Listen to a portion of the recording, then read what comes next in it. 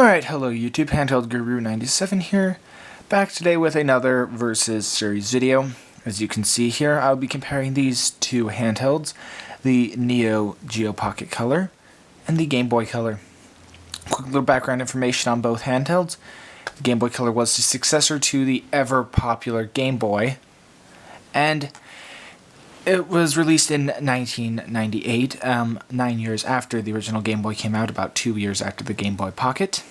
And it was very, very successful. It lasted until about 2002.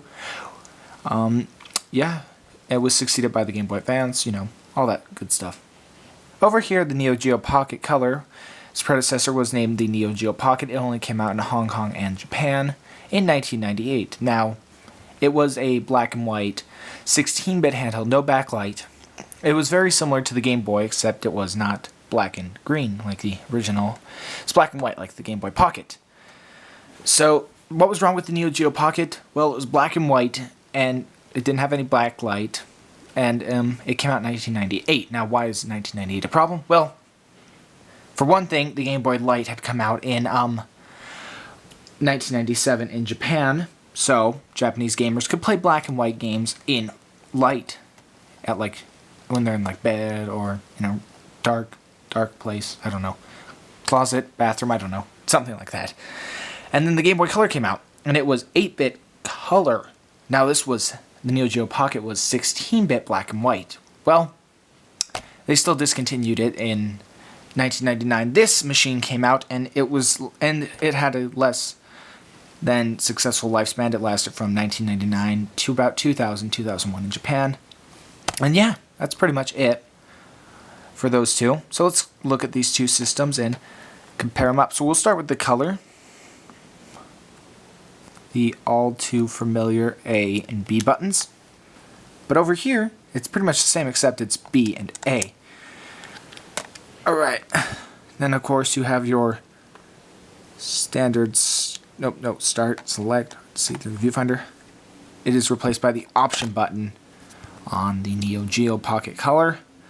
It sort of serves as both purposes. Now, the biggest difference, is right here and here. Forms a method. The regular form of controlling in video games at the time, here, let's look back at older handhelds, was a D-pad. Well, this was a D-pad through and through. Pretty stiff, nice feeling D-pad. I love the feel of this one. Works great. Well, over here, it was a joystick. Predating the PSP's joystick, which made it... PSP was the... Many people think that's the first handheld with a joystick. Well, it's actually the Neo Geo Pocket Color that had it. And this joystick is awesome. Clicks like a computer mouse or something like that. Pretty darn cool, I will say. Yeah. Then one other noticeable difference that I think is worthy bringing up is your on-off switch. Well, over here it's a power button, and it was one, I believe, probably the first one to have a power button, because most of them had power switches. That's just a little trivia fact. It's kind of cool. Other than that, you still have your standard volume, headphone jack, AC adapter. It's more spread out over here. Multiplayer link cable, volume, power, Then there's a wireless communication thing, never caught on, would eventually catch on the DS systems. You have your standard link cable up there. Yep.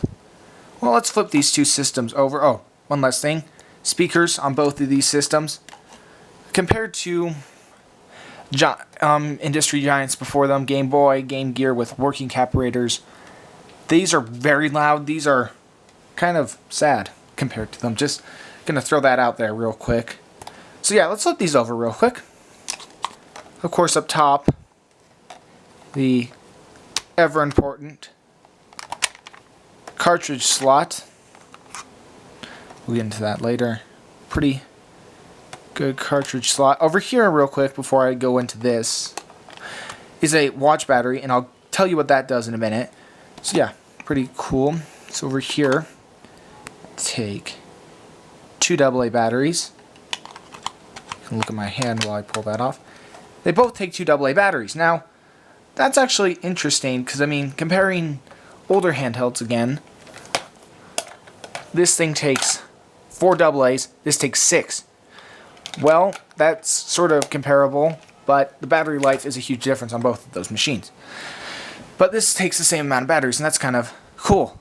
I mean, it's one of the first times in the industry that happened, and I think it was the last. So, 2, but the battery life is a significant difference between the two. The Game Boy colors last for about 20 hours, I believe, while the Neo Geo Pocket colors last for around 40. Now, 40 hours battery life, that's pretty impressive, even by today's standards. I mean, most handhelds today last about 5 hours, even less, probably like 3. Now, let's go over and look at the cartridges. Cartridges look a bit like this for both handhelds. I'll just pull some of the ones I've got over here. I've got about 3 per system right now. You can just stare at my cartridge collection, or we can look over here while I try and pry a game out of one of them here.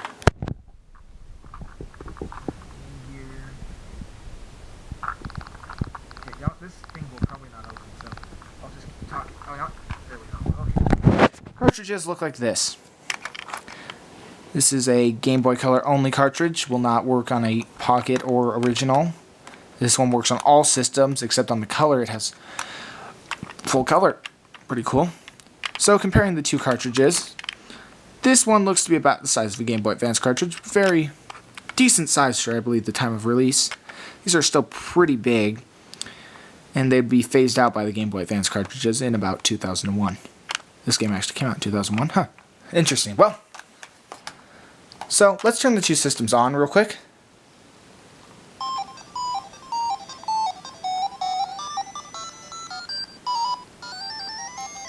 Here's that fancy little startup.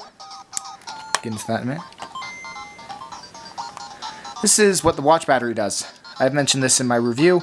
I'll mention it here. You got calendar, horoscope, settings, alarm, world time. World time's kind of broken. Calendar is pretty cool. Goes all the way up to 2090. I've done that. And horoscope tells some stuff about that. Alarm works pretty well. Yeah, I mean, was not the first handheld to have a system menu, and it did not set the world on fire, but, I mean, this came out a long time before came out in 1999, well before the DS or PSP. So yeah, pretty cool. I mean, Game Boy Color, you still got that. I mean, yeah, interesting little tidbit there. So, now for on to the games comparison. Since I don't have a variety of Neo Geo Pocket Color games, I only have 3, Pac-Man, Game Fighters R2, and Sonic. I'll be using Sonic, because it shows off the 16-bit power of the system. And I'll be showing Snoopy Tennis, because it also shows off the 8-bit power of the Game Boy Color. Quite nice. You have to hold this button. It's kind of annoying, but it helps you from accidentally turning it off. So we'll go over here real quick while that loads up. Sega. This is pretty cool back in the... Okay, we'll go to the room and I'll just do time trials real quick for you guys. Trial room. Great game for a Neo Geo Pocket Color. Highly recommend it. I'm not the biggest Sonic fan in the world, but it's not a bad game. Oh yeah, just playing this a few minutes ago.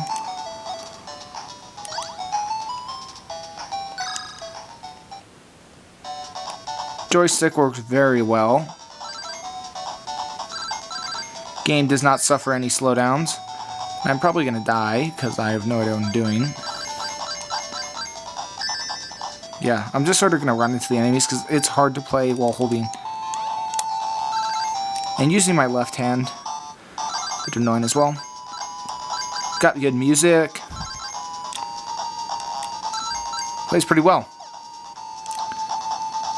A lot less blur than the Game Gear one. Oh, the only Game Gear one I own currently.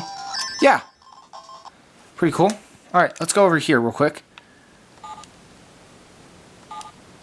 Now, it might seem unfair to be comparing a platformer to a sports game, but since I don't have a lot of Game Boy Color only titles, I kind of have to.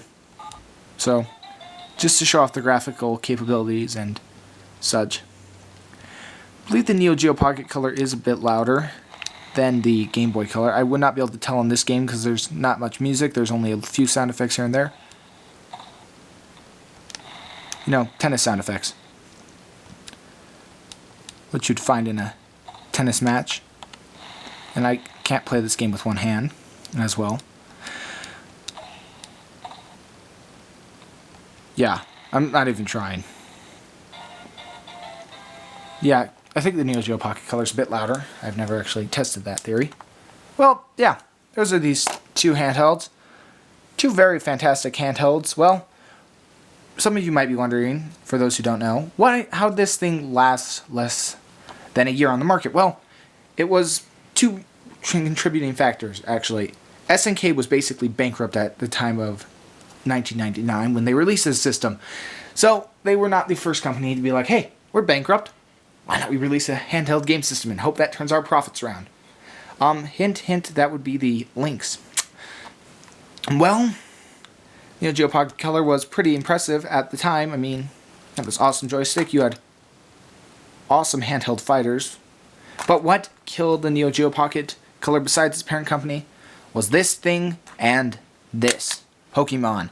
I don't care if you hate the series, but guess what? In the late 90s, I believe, I was only like 2 years old when the Pokemon craze was going on around there. Pokemon was hugely popular. I mean, everyone loved it. I mean, well, kids did. A lot of kids did. I mean, it was like awesome. You could trade Pokemon with your, link cable. I mean, there were the rumors. Oh, wait, no, it's over here. Duh.